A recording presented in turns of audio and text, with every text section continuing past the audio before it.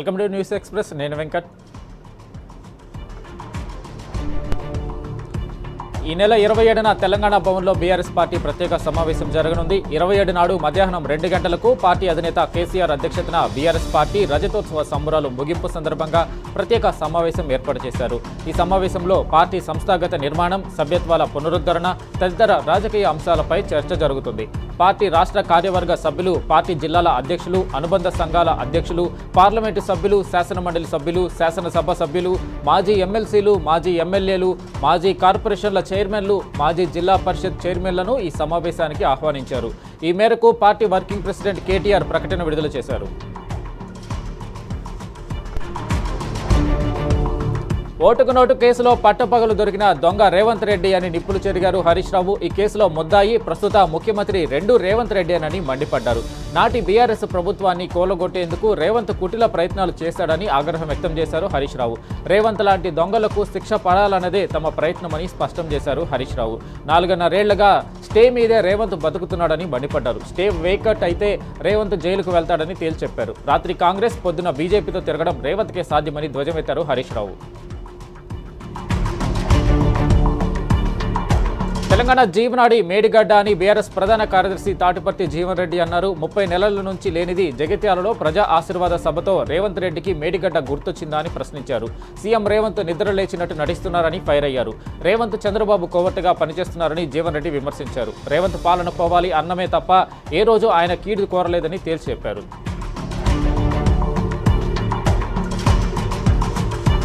CM Revanth పతనం ప్రారంభమైందని మాజీ మంత్రి కొప్పుల ఈశ్వర్, మాజీ ఎమ్మెల్యే విద్యాసాగర్ రావు అన్నారు. రేవంత్ అహంకారంతో మాట్లాడుతున్నారని మండిపడ్డారు. ప్రజాక్షేత్రంలో ఆయనకు భంగపాటు తప్పదని హెచ్చరించారు. రేవంత్ను జనం ఆల్రెడీ ఉరితీశారని జగిత్యాల జడ్పీ మాజీ చైర్మన్ దావ వసంత అన్నారు. ఆయన కొన ఊపిరితో కొట్టుమిట్టాడుతున్నారని విరుచుకుపడ్డారు.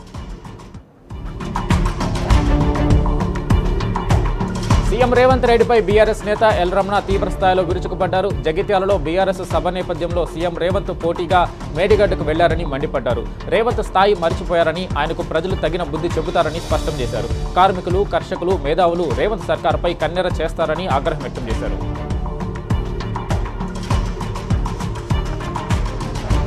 ఏ పార్టీ అధికారంలో ఉంటే అందులో చేరడం తుమ్మల నాగేశ్వరరావుకు అలవాటని విమర్శించారు మాజీ మంత్రి పువ్వాడ అజయ్ కుమార్. రుణమాఫీ గురించి అడిగితే బాధ్యత గల మంత్రిగా సమాధానం ఇవ్వాల్సింది పోయి నోరు పారేసుకోవడం తుమ్మల అహంకారానికి నిదర్శనమన్నారు.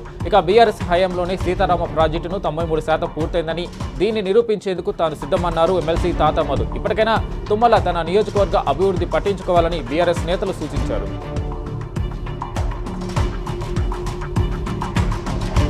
బీఆర్ఎస్ యువ నాయకుడు కర్నె అరవింద్ అకాల మృతి పట్ల మాజీ రాజ్యసభ సభ్యుడు జోగినపల్లి సంతోష్ కుమార్ తీవ్ర సంతాపం వ్యక్తం చేశారు. ఆయన దశదిన కార్యక్రమానికి హాజరైన సంతోష్ కుమార్ పార్టీ కోసం అరవింద్ చేసిన సేవలను గుర్తు చేసుకున్నారు. ఆయన చిత్రపటానికి పుష్పాంజలి ఘటించి నివాళులర్పించారు. అరవింద్ కుటుంబ సభ్యులను పరామర్శించి ధైర్యం చెప్పారు.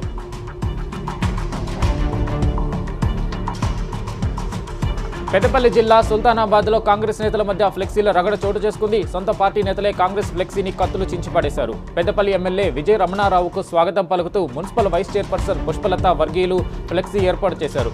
ఆ ఫ్లెక్సీలో పుష్పలత ఫోటో పెద్దగా పెట్టడంతో గొడవ రాజుకుంది. దీంతో కొందరు ఫ్లెక్సీ చించేశారు. దీంతో చైర్మన్, అతని అనుచరులపై పుష్పలత పోలీస్ స్టేషన్లో ఫిర్యాదు చేశారు.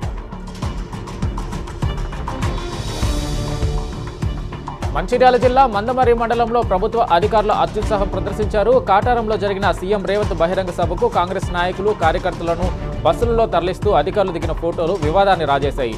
ఎంపీడీఓ రాజేశ్వర్, ఏపీఎం ప్రభాకర్ దిగిన ఫోటోలు సోషల్ మీడియాలో చర్చనీయాంశంగా మారింది. అధికారులు కాంగ్రెస్ కార్యకర్తల్లాగా వ్యవహరించడంపై సదానికులు ఆగ్రహం వ్యక్తం చేస్తున్నారు. జీహెచ్ఎంసీ అధికారులు, కాంట్రాక్టర్ మధ్య సమన్వయం లోపం వల్ల పలు బస్తీల వాసులు తీవ్ర ఇబ్బందులకు గురవుతున్నారని బీఆర్ఎస్ నేత మన్నె గోవర్ధన్ రెడ్డి అన్నారు. దీనివల్ల నాలాలు పొంగి రోడ్లపైనే మురుగునీరు ప్రవహిస్తుందని అన్నారు. ఖైరతాబాద్ నియోజకవర్గ పరిధిలోని దేవరకొండ బస్తీలో మన్నె గోవర్ధన్ పర్యటించి స్థానిక సమస్యలు అడిగి తెలుసుకున్నారు. దీనిపై అధికారులు స్పందిస్తూ వారం రోజుల్లో పనులు పూర్తి చేస్తామని హామీ ఇచ్చారు. రాష్ట్రంలో ఉద్యోగుల బదిలీలపై నిషేధం ఎత్తివేసింది ప్రభుత్వం. ఈ మేరకు జీవోఎంఎస్ 38 జారీ చేసింది సర్కారు. మే 1వ తేదీ నుంచి 31 వరకు ఉద్యోగుల బదిలీలకు అనుమతి ఇచ్చింది. దీంతో ఒకే చోట 3 ఏళ్లు పనిచేసిన ఉద్యోగుల బదిలీకి అనుమతి లభించింది. గరిష్టంగా 40% ఉద్యోగుల బదిలీలకు పరిమితం కానుంది. జూలై 1 నుంచి మళ్లీ ఉద్యోగుల బదిలీలపై నిషేధం అమల్లోకి రానుంది.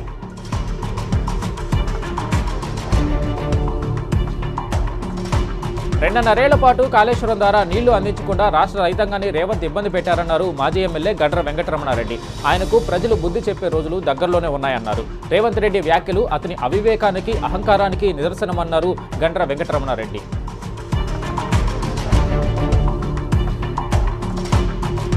మొక్కజొన్న కొనుగోళ్ల కోసం ఖమ్మం జిల్లా రైతులు రోడ్డెక్కారు. ఓపిక నశించి రోడ్లపైకి వచ్చి ప్రభుత్వాన్ని నిలదీస్తున్నారు. 6 కాలం శ్రమించి పండించిన పంట అకాల వర్షాలకు దెబ్బతింటుంటే కన్నీటి పర్యంతమవుతున్నారు. ఇప్పటికే వైరా, కొణిజర్ల, తిరుమలాయపాలెంల అన్నదాతలు ధర్నా నిర్వహించారు. తల్లాడు మండలంలో బీఆర్ఎస్ నేతృత్వంలో రైతులు రోడ్డెక్కి నిరసన తెలిపారు. మాజీ ఎమ్మెల్యే సండ్ర వెంకట వీరయ్య ఈ ధర్నాకు హాజరై రైతులకు సంఘీభావం తెలిపారు.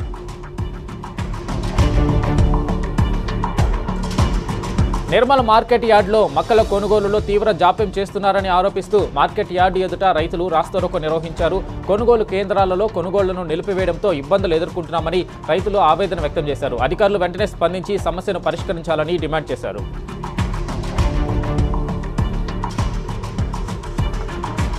ఆదిలాబాద్ జిల్లా జైనద్ వద్ద జాతీయ రహదారిని రైతులు దిగ్బంధించి ఆందోళన నిర్వహించారు. తాము పండించిన ప్రతి గింజను ప్రభుత్వం కొనేంత వరకు ధర్నాలు, నిరసన కార్యక్రమాలు చేపడతామని బీఆర్ఎస్ పార్టీ నేతలు హెచ్చరించారు.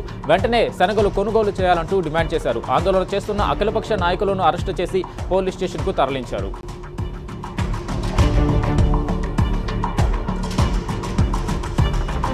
నిర్మల్ జిల్లా బైంసాలో అకాల వర్షాలు రైతుల్ని నిండా ముంచాయి. బైంసాతో పాటు చుట్టుపక్కల మండలాల్లో ఉరుములు, మెరుపులతో కూడిన వర్షం కురిసింది. దీంతో మొక్కజొన్న, నువ్వుల పంట నీట మునిగిపోవడంతో రైతులు కన్నీటి పర్యంతమవుతున్నారు. తడిసిన మొక్కజొన్న, నువ్వులను ప్రభుత్వం కొనుగోలు చేయాలని రైతులు డిమాండ్ చేస్తున్నారు.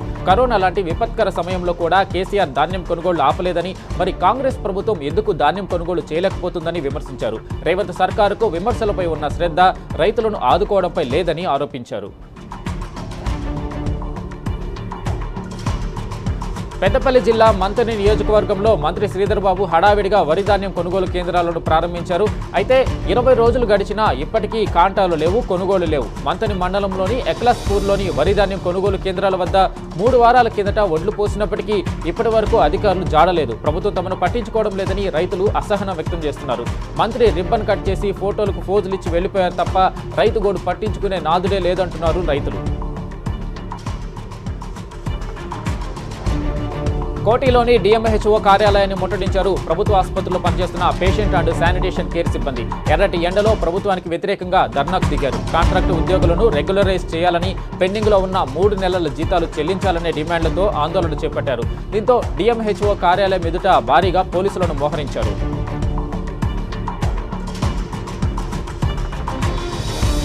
బంగారం దొంగతనం కేసును అఫ్జల్గంజ్ పోలీసులు ఛేదించారు. అనంతపురం నుంచి హైదరాబాద్కు ప్రైవేటు బస్సులో ప్రయాణించిన ఒక మహిళా డాక్టర్ తన బ్యాగులో సుమారు 20 తులాల బంగారు నగలు మిస్ అయ్యాయని గుర్తించారు. దీనిపై ఫిర్యాదు అందుకున్న పోలీసులు సీసీటీవీ ఫుటేజ్ని పరిశీలించి కడప జిల్లాకు చెందిన నుంచి అన్నారెడ్డి వెంకటశివరెడ్డి అనే దొంగను అరెస్టు చేశారు. 17 తులాల బంగారు నగలను పోలీసులు స్వాధీనం చేసుకున్నారు.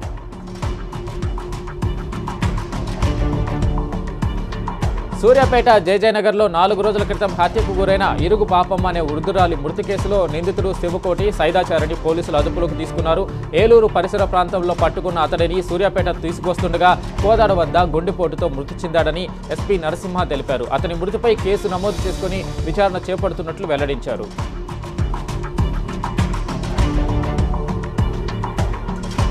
జనన ధృవీకరణ పత్రం జారీ చేసేందుకు 25,000 రూపాయల లంచం తీసుకుంటూ నారాయణపేట ఆర్డీఓ రామచంద్ర నాయక్ ఏసీబీ అధికారులకు రెడ్ హ్యాండెడ్గా పట్టుబడ్డాడు. 5గురికి చెందిన బర్త్ సర్టిఫికెట్లు ఇచ్చేందుకు ఒక్కొక్కరి వద్ద 5,000 రూపాయలు డిమాండ్ చేశాడు. మొత్తం 25,000 లంచం తీసుకుంటుండగా ఏసీబీ అధికారులు పట్టుకున్నారు.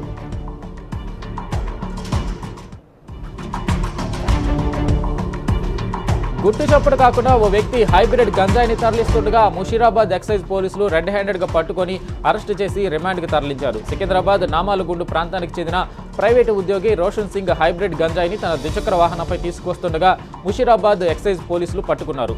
అతని వద్ద 29 లక్షల రూపాయల విలువ చేసే హైబ్రిడ్ గంజాయిని సీజ్ చేశారు.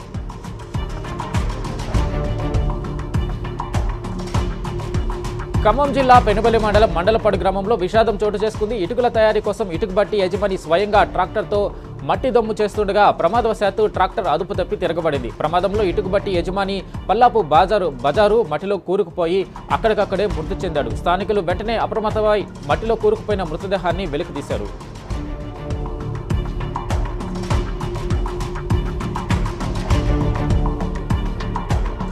కాంగ్రెస్ ప్రభుత్వ నిర్లక్ష్యానికి మరో పసి ప్రాణం బలైపోయింది. పెద్దపల్లి జిల్లా సుల్తానాబాద్ మండలం కాట్నపల్లిలో వీధి కుక్కలు రెచ్చిపోవడంతో 3 ఏళ్ల చిన్నారి దివ్యా బెహరా ప్రాణాలు కోల్పోయింది. కాట్నపల్లిలోని బీబీఐ ఇటుకబట్టి వద్ద పనిచేస్తున్న ఒడిశా వలస కార్మికులు సరస్వతి భూబన్ దంపతుల 3 ఏళ్ల కూతురు దివ్యా బెహరా తోటి పిల్లలతో ఆడుకుంటుండగా కుక్కల మంద ఒక్కసారిగా మీద పడింది. భయంతో పంట పొలాల వైపు పరిగెత్తిన పసిపాపను కుక్కలు చుట్టుముట్టి దాడి చేశాయి. దీంతో ఆ చిన్నారి తీవ్ర గాయాల పాలై మృత్యువాత పడింది.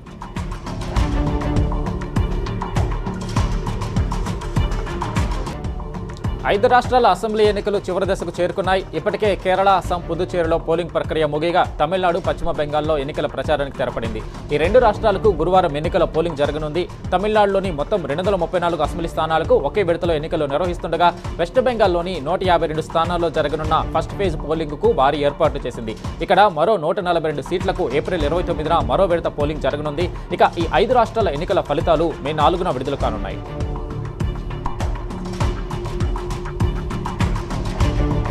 పశ్చిమ బెంగాల్ అసెంబ్లీ ఎన్నికల ప్రచారంలో కూడా బీజేపీ, తృణమూల్ కాంగ్రెస్ కార్యకర్తలు రెచ్చిపోయారు. కోల్కతా సెంట్రల్ పోర్ట్ ప్రాంతంలో ఒకరిపై ఒకరు దాడులకు పాల్పడ్డారు. పరిస్థితిని అదుపులోకి తీసుకురావడానికి పోలీసులు పెద్ద ఎత్తున లాఠీ చార్జ్ చేయాల్సి వచ్చింది. దీంతో 23వ తేదీ పోలింగ్ సందర్భంగా ఎలాంటి అవాంఛనీయ సంఘటనలు జరగకుండా ఉండేందుకు సమస్యాత్మక ప్రాంతాల్లో భారీ ఎత్తున భద్రతా దళాలను మోహరిస్తున్నారు.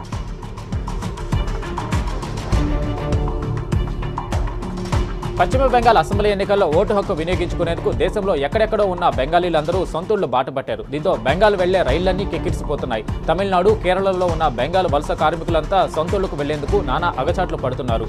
రైళ్లలో టికెట్లు దొరక్క నిలబడే ప్రయాణిస్తున్నారు. కేరళలోని కోజికోడ్ నుండి కోల్కతా వెళ్లే రైలు కిటకిటలాడిపోయింది. తొలిదశ ఎన్నికల ప్రచారం ముగియడంతో కొద్దిగా రిలాక్స్ అయ్యారు తృణమూల్ నేత మమతా బెనర్జీ. పశ్చిమ బెంగాల్లోని కూచ్ బెహార్లో నిర్వహించిన ఓ కార్యక్రమంలో ఆమె డప్పు పట్టుకుని కళాకారులతో కలిసి నృత్యం చేశారు. మమతా సీరియస్గా చేసిన ఆ నృత్యం ఇప్పుడు సోషల్ మీడియాలో వైరల్గా మారింది.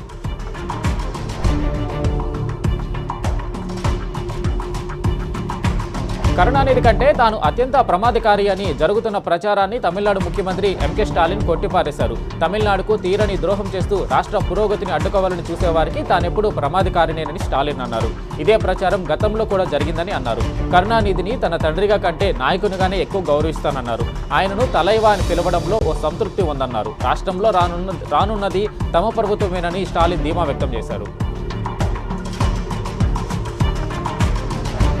ప్రచారం ముగిసింది, పోలింగ్ మిగిలింది. ఇప్పుడే కథ మొదలైంది. నిన్న మొన్నటి వరకు ప్రశాంతంగా సాగిన ప్రచారంలో చివరి రోజు ఘర్షణ వాతావరణం ఏర్పడింది. తమిళనాడులోని కరూర్ నియోజకవర్గంలో డీఎంకే, అన్నా డీఎంకే ప్రచారాలు ఒక్కచోటకు చేరడంతో తీవ్ర ఘర్షణలు జరిగాయి. ఒకరిపై ఒకరు దాడులు చేసుకోవడం, గల్లాలు పట్టి కొట్టుకోవడంతో తీవ్ర ఉద్రిక్త పరిస్థితులు ఏర్పడ్డాయి.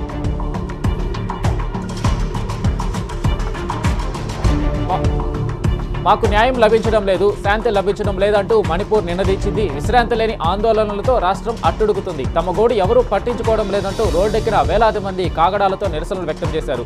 ప్రధాని మోడీ మౌనం వీడాలని, తమకు న్యాయం చేయాలని ఆందోళనకారులు డిమాండ్ చేస్తున్నారు. కొన్ని ప్రాంతాల్లో ఆందోళనలను అణచివేసేందుకు భద్రతా దళాలు రబ్బరు బుల్లెట్లు ప్రయోగించడం తీవ్ర ఉద్రిక్తతలకు దారితీసింది.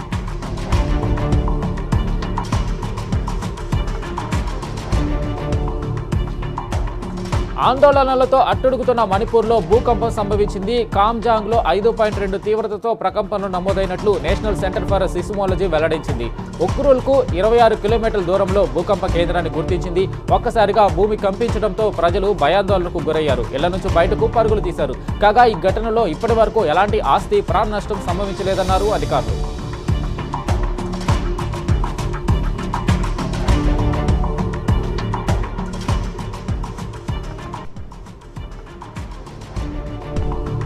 కేరళలోని త్రిశూర్లో భారీ పేలుడు సంభవించింది. ఉన్నట్టుండి ఒక్కసారిగా బాణసంచా కేంద్రంలో పేలుడు జరిగింది. ఈ ప్రమాదంలో 13 మంది సజీవ దహనం కాగా 30 మందికి పైగా గాయాల పాలయ్యారు. పెద్ద ఎత్తున మంటలు చెలరేగడంతో చుట్టుపక్కల వారు భయంతో పరుగులు తీశారు. ఘటనా స్థలంలో సహాయక చర్యలు కొనసాగుతున్నాయి. మృతుల సంఖ్య మరింత పెరిగే ఛాన్స్ కనిపిస్తుంది. దేశంలో ఎండలు బగ్గమంటున్నాయి. పలు రాష్ట్రాల్లో గరిష్ట ఉష్ణోగ్రతలు 45 డిగ్రీల సెల్సియస్ దాటాయి. రానున్న 4-5 రోజుల పాటు దేశవ్యాప్తంగా ఎండ తీవ్రత ఇంకా పెరుగుతుందని ఐఎండీ హెచ్చరించింది. ఈ నెలలో గరిష్ట ఉష్ణోగ్రతలు 50 డిగ్రీల సెల్సియస్ దాటే అవకాశాలున్నాయని ఆందోళన వ్యక్తం చేసింది. యూపీ, మధ్యప్రదేశ్, బెంగాల్, జార్ఖండ్, ఒడిశా రాష్ట్రాలకు రెడ్ అలర్ట్ జారీ చేసింది వాతావరణ శాఖ. రాత్రి వేళలో అధిక ఉష్ణోగ్రతలు నమోదవుతాయంటున్నారు అధికారులు. ఇక గుజరాత్, హర్యానా ప్రజలు జాగ్రత్తగా ఉండాలని సూచిస్తున్నారు.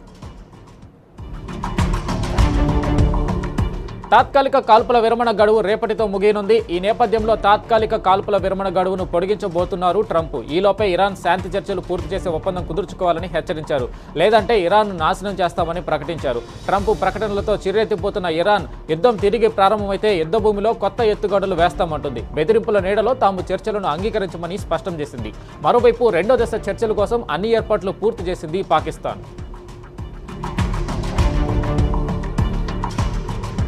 పశ్చిమాసియా ఉద్రిక్తతలపై మరోసారి కీలక వ్యాఖ్యలు చేశారు అమెరికా అధ్యక్షుడు ట్రంప్. ఇరాన్ యుద్ధంలో అమెరికా స్పష్టమైన ఆధిక్యంలో ఉందన్నారు. ఇరాన్పై ఆంక్షల అమలు, సముద్ర నిర్బంధం కీలక పాత్ర పోషిస్తున్నాయని అభిప్రాయపడ్డారు. తమ సైనిక చర్యలతో ఇరాన్ సైనిక సామర్థ్యం గణనీయంగా తగ్గిపోయిందని తెలిపారు. ఆర్థిక పరంగా టెహరాన్ రోజుకు సుమారు $500 మిలియన్ వరకు నష్టపోతుందని చెప్పుకొచ్చారు.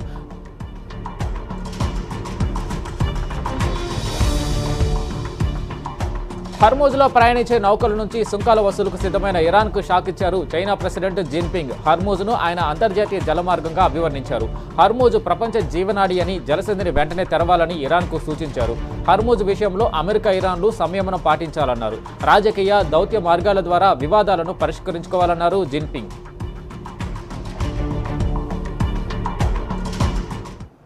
సుప్రీంకోర్టు చీవాట్లతో అగ్రరాజ్యంలో ట్రంప్ టారిఫ్ల రీఫండ్ మొదలైంది. ఇన్నాళ్లు ఆయా దేశాల నుంచి బలవంతంగా వసూలు చేసిన సుంకాలను తిరిగి ఇచ్చేస్తుంది US customs and border protection. Refund కోసం ఏప్రిల్ 14 వరకు రిజిస్టర్ చేసుకున్న 56,497 సంస్థలకు ఆన్లైన్ పోర్టల్ ద్వారా చెల్లింపును మొదలుపెట్టింది. ఈ ప్రక్రియను 2-3 నెలల్లో పూర్తి చేస్తామని పేర్కొంది యుఎస్ కస్టమ్స్ బోర్డు.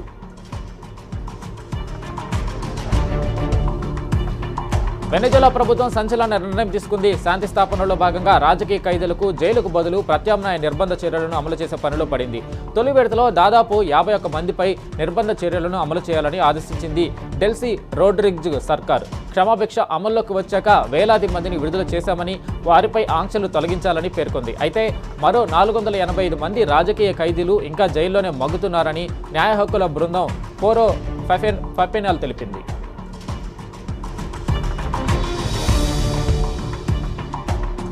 భూకంపానికి జపాన్ చిగురుటాకులో వణికిపోయింది. ఉత్తర తీరంలో 7.5 తీవ్రతతో ప్రకంపనలు రావడంతో సునామీ హెచ్చరికలను ఇంకా కంటిన్యూ చేస్తున్నారు అధికారులు. తీర ప్రాంతాల నుంచి ప్రజలు దూరంగా వెళ్లాలని కోరారు. తీర ప్రాంతాల్లో 3 మీటర్ల ఎత్తుకి సునామీ అలలు ఎగిసిపడుతున్నాయి. మరోవైపు ఎప్పటికప్పుడు పరిస్థితిని సమీక్షిస్తున్న ప్రధాని తకైచి సహాయక చర్యల కోసం అత్యవసర సిబ్బందిని ఏర్పాటు చేశారు.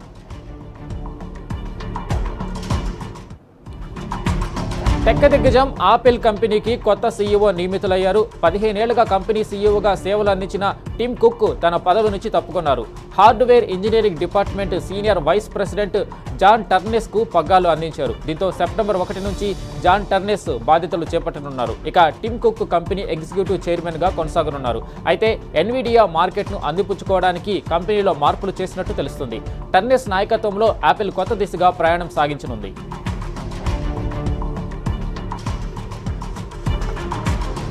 పశ్చిమాసియాలో కాస్త ప్రశాంత పరిస్థితులు నెలకొనడంతో స్టాక్ మార్కెట్లు మరోసారి లాభాల్లోకి దూసుకెళ్లాయి. 753 పాయింట్ల లాభంతో సెన్సెక్స్ 79,273 వద్ద స్థిరపడింది. నిఫ్టీ 212 పాయింట్లు పొంది 24,576 వద్ద ముగిసింది. డాలర్తో పోలిస్తే రూపాయి మారకం విలువ 93.37గా ఉంది. అంతర్జాతీయంగా చమురు ధరలు కాస్త తగ్గాయి. బ్రెంట్ బ్యారెల్ క్రూడ్ ఆయిల్ ధర $94.83 పలుకుతుంది.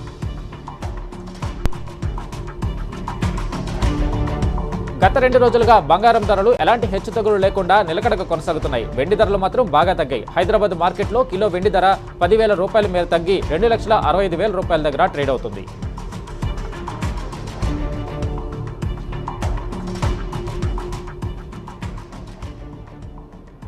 ఇది ఇవాల్టి news express. Keep watching tea news.